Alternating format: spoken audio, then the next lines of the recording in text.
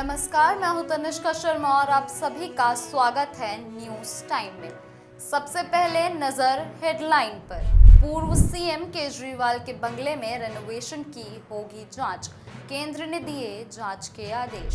आम आदमी पार्टी की हरियाणा निकाय चुनाव में एंट्री, पार्टी ने उम्मीदवारों की पहली सूची जारी की। हिसार सेंट्रल जेल में कैदी ने किया सुसाइड, जेल के शौचालय में जूते के फीते से फांसी लगाई। महाकुंभ में बुलेरो टकराई, 10 की मौत, 19 घायल। प्रयागराज में हुआ हादसा। केरल रैगिंग केस में बड़ा एक्शन, प्रिंसिपल और असिस्टेंट प्रोफेसर को किया सस्पेंड। केंद्र और किसानों के बीच हुई मीटिंग बेनतीजा, अब 22 फरवरी को चंडीगढ़ में होगी छठी वार्ता। क्रिप्टो धोखाधड़ी केस, दिल्ली और हरियाणा में सीबीआई की छापेमारी, 1.8 करोड़ जब्त किए। अमेरिका बोला, हम यूक्रेन से टिकाऊ शांति चाहते हैं। यूरोप से कहा, अपनी सुरक्षा खुद मजबूत करो। हमास आज 3 इजरायली बंधकों को रिहा करेगा, बदले में इजराइल 369 फिलिस्तीनी कैदी छोड़ेगा। पीएम मोदी अमेरिका दौरे से वापस भारत, दिल्ली लौटे। भारत को F-35 फाइटर जेट देगा अमेरिका। अब खबरें विस्तार से। दिल्ली के पूर्व मुख्यमंत्री अरविंद केजरीवाल के 6 फ्लैगस्टाफ रोड स्थित बंगले की जांच होगी। सेंट्रल विजिलेंस कमीशन ने 13 फरवरी को जांच के आदेश जारी किए हैं। आदेश सेंट्रल पब्लिक वर्क्स डिपार्टमेंट की रिपोर्ट सामने आने के बाद दिया। रिपोर्ट में कहा गया कि 8 एकड़ में बने बंगले के निर्माण में कई नियमों को तोड़ा गया। दिल्ली विधानसभा चुनाव से पहले भाजपा ने आरोप लगाया था कि बंगले के रेनोवेशन में 45 करोड़ रुपए से ज़्यादा खर्च किए गए हैं। भाजपा ने केजरीवाल के बंगले को शीश महल नाम दिया है। केजरीवाल यहां 2015 से 2024 तक रहे। हरियाणा में भाजपा के बाद आम आदमी पार्टी ने आज मेयर, चेयरमैन और पार्षद उम्मीदवारों का ऐलान किया है। इसमें 2 मेयर, 4 चेयरमैन और 15 पार्षद उम्मीदवार शामिल हैं। रोहतक से अमित खटक और सोनीपत से कमलेश कुमार सैनी को मेयर टिकट दिया है। इससे पहले भाजपा ने 14 फरवरी को निकाय चुनावों के लिए उम्मीदवारों की 2 लिस्ट जारी की है। भाजपा के मानेसर को छोड़कर 9 नगर निगमों में मेयर उम्मीदवार के साथ 28 नगर परिषद और पालिकाओं में चेयरमैन पद के लिए 19 उम्मीदवार हैं। 9 निगमों में से 6 में भाजपा ने महिला उम्मीदवारों को टिकट दी है। फतेहाबाद के गांव भिरडाना के 35 वर्षीय सूरजपाल उर्फ भानी ने हिसार की सेंट्रल जेल 2 में आत्महत्या कर ली। सूरजपाल पर एनडीपीसी एक्ट व मारपीट के तहत मामले दर्ज थे और कोर्ट ने उसे भगोड़ा घोषित कर रखा था। भूना थाना पुलिस ने सूरजपाल को 7 फरवरी को गिरफ्तार किया था और अगले दिन उसे जेल भेज दिया गया था। गुरुवार रात को उसने जेल के शौचालय के वेंटिलेशन में जूते के फीते से फांसी लगा ली। मृतक के चाचा शेर सिंह ने आरोप लगाया है कि सूरजपाल की पत्नी लक्ष्मी व बड़ा भाई सतपाल जेल में उससे मिलने आए थे, लेकिन जेल प्रशासन ने उन्हें मिलने नहीं दिया। किसान सूरजपाल के शव का पोस्टमार्टम ड्यूटी मजिस्ट्रेट की मौजूदगी में वीडियोग्राफी के साथ डॉक्टरों के बोर्ड से कराया गया। पुलिस ने परिजनों के बयान के आधार पर इत्तफाकिया कार्रवाई की है। यूपी के प्रयागराज में शुक्रवार रात करीब 2:30 बजे बुलेरो की बस से टक्कर हो गई। हादसे में 10 लोगों की मौत हो गई, 19 घायल हैं। जान गंवाने वाले सभी लोग बुलेरो में सवार थे। वे छत्तीसगढ़ के कोरबा जिले से महाकुंभ आ रहे थे। हादसा प्रयागराज मिर्जापुर हाईवे पर मेजा इलाके में हुआ। घायल हुए 19 लोग बस में सवार थे, जो कि मध्य प्रदेश के राजगढ़ जिले के रहने वाले थे। वे संगम स्नान के बाद वाराणसी जा रहे थे। टक्कर इतनी भीषण थी कि बुलेरो पूरी तरह से डैमेज हो गई। कई लोग बुलेरो में ही फंस गए। शवों को बुलेरो से निकालने में 2.5 घंटे का समय लगा।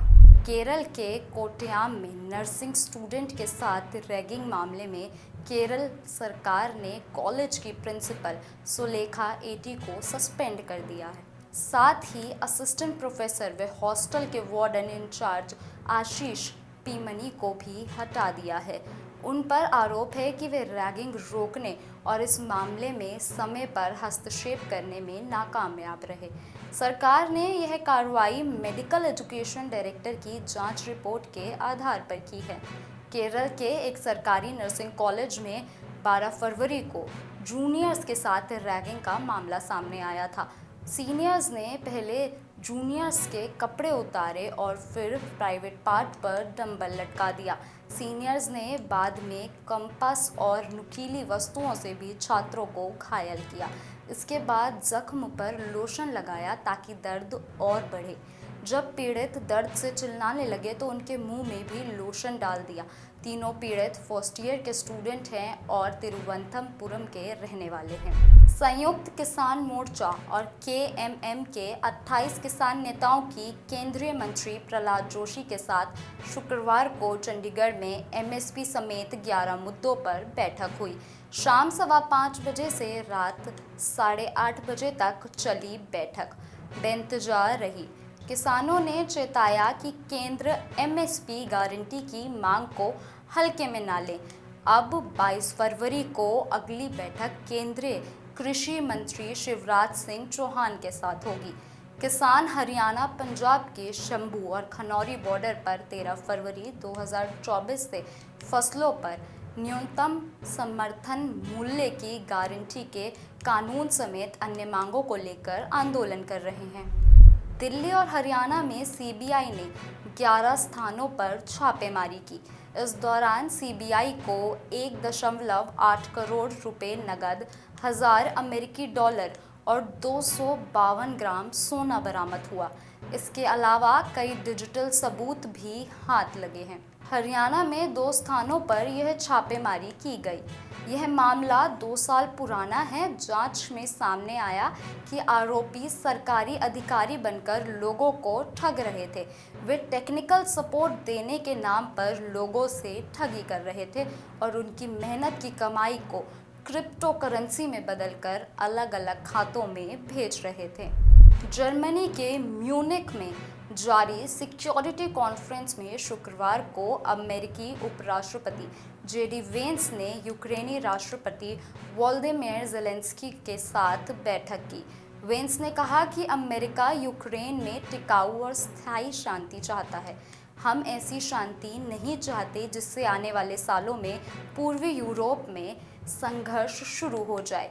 जेडी वेंस ने यूरोप से कहा कि वे अपनी सुरक्षा को मजबूत करने के लिए कदम बढ़ाएं ताकि अमेरिका दुनिया में अन्य जगहों पर मौजूद खतरों पर भी फोकस कर सके। ज़ेलेंस्की ने वेंस के साथ मुलाकात के बाद कहा कि हमारे बीच बातचीत हुई। भले ही ये हमारे बीच पहली मुलाकात थी, लेकिन यह आखिरी नहीं है। इजराइल हमास के बीच सीज फायर डील के तहत आज हमास 3 इजरायली बंधकों को रिहा करेगा। रिहा होने वाले 3 बंधकों के नाम सोगोई डेकेल चेन, शाशा ट्रोफोनोव और एयर हॉर्न हैं। हमास ने अब तक 5 चरणों में इजराइल के 16 और थाईलैंड के 5 बंधकों को रिहा किया है। आज होने वाली रिहाई के बदले इजराइल 369 फ़िलिस्तीनी कैदियों को रिहा करेगा। इनमें से 36 उम्र कैद की सज़ा काट रहे हैं। बाकी 333 कैदियों को इजराइल ने गाज़ा जंग के बाद गिरफ्तार किया था।